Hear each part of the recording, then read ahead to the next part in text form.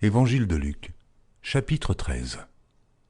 En ce même temps, quelques personnes qui se trouvaient là racontaient à Jésus ce qui était arrivé à des Galiléens, dont Pilate avait mêlé le sang avec celui de leur sacrifice. Il leur répondit, « Croyez-vous que ces Galiléens fussent de plus grands pécheurs que tous les autres Galiléens, parce qu'ils ont souffert de la sorte ? Non, je vous le dis, mais si vous ne vous repentez, vous périrez tous également. Ou bien ces 18 personnes sur qui est tombée la tour de Siloé et qu'elle a tuées, croyez-vous qu'elles fussent plus coupables que tous les autres habitants de Jérusalem ? Non, je vous le dis. Mais si vous ne vous repentez, vous périrez tous également. » Il dit aussi cette parabole.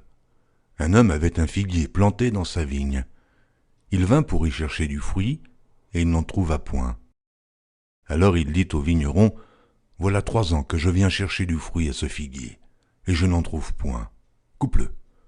Pourquoi occupe-t-il la terre inutilement ?» Le vigneron lui répondit, « Seigneur, laisse-le encore cette année. Je creuserai tout autour et j'y mettrai du fumier. Peut-être à l'avenir donnera-t-il du fruit, sinon tu le couperas. » Jésus enseignait dans une des synagogues le jour du Shabbat.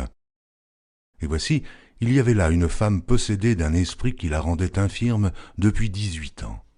Elle était courbée et ne pouvait pas du tout se redresser. Lorsqu'il la vit, Jésus lui adressa la parole et lui dit, « Femme, tu es délivrée de ton infirmité. » Et il lui imposa les mains. À l'instant, elle se redressa et glorifia Dieu. Mais le chef de la synagogue, indigné de ce que Jésus avait opéré cette guérison un jour de Shabbat, dit à la foule, « Il y a 6 jours pour travailler. Venez donc vous faire guérir ces jours-là, et non pas le jour du Shabbat. » « Hypocrite, lui répondit le Seigneur, est-ce que chacun de vous, le jour du Shabbat, ne détache pas de la crèche son bœuf ou son âne pour le mener boire ?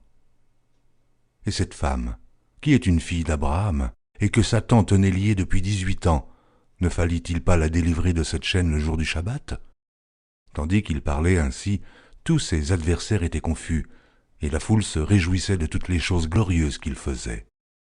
Il dit encore, « À quoi le royaume de Dieu est-il semblable ? Et à quoi le comparerai-je ? Il est semblable à un grain de sénévé qu'un homme a pris et jeté dans son jardin. Il pousse, devient un arbre, et les oiseaux du ciel habitent dans ses branches. » Il dit encore, « À quoi comparerai-je le royaume de Dieu ? Il est semblable à du levain qu'une femme a pris et mis dans 3 mesures de farine pour faire lever toute la pâte. » Jésus traversait les villes et les villages, enseignant et faisant route vers Jérusalem. Quelqu'un lui dit, « Seigneur, n'y a-t-il que peu de gens qui soient sauvés ?» Il leur répondit, « Efforcez-vous d'entrer par la porte étroite, car je vous le dis, beaucoup chercheront à entrer et ne le pourront pas. Quand le maître de la maison se sera levé et aura fermé la porte, et que vous, étant dehors, vous commencerez à frapper à la porte en disant, « Seigneur, Seigneur, ouvre-nous !»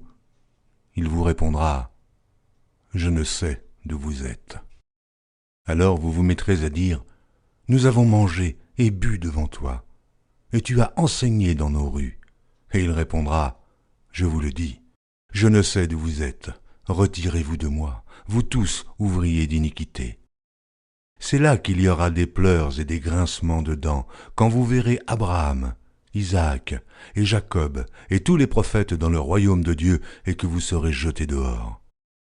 Il en viendra de l'Orient et de l'Occident, du Nord et du Midi, et ils se mettront à table dans le royaume de Dieu. Et voici, il y en a des derniers qui seront les premiers, et des premiers qui seront les derniers. » Ce même jour, quelques pharisiens vinrent lui dire, « Va-t'en, pars d'ici, car Hérode veut te tuer. » Il leur répondit, « Allez, et dites à ce renard, voici, je chasse les démons et je fais des guérisons aujourd'hui et demain, et le 3e jour, j'aurai fini. Mais il faut que je marche aujourd'hui, demain et le jour suivant, car il ne convient pas qu'un prophète périsse hors de Jérusalem. Jérusalem, Jérusalem, qui tue les prophètes et qui lapide ceux qui te sont envoyés.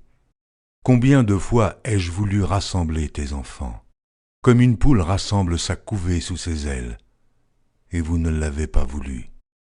Voici, votre maison vous sera laissée, mais je vous le dis, vous ne me verrez plus, jusqu'à ce que vous disiez, béni soit celui qui vient au nom du Seigneur.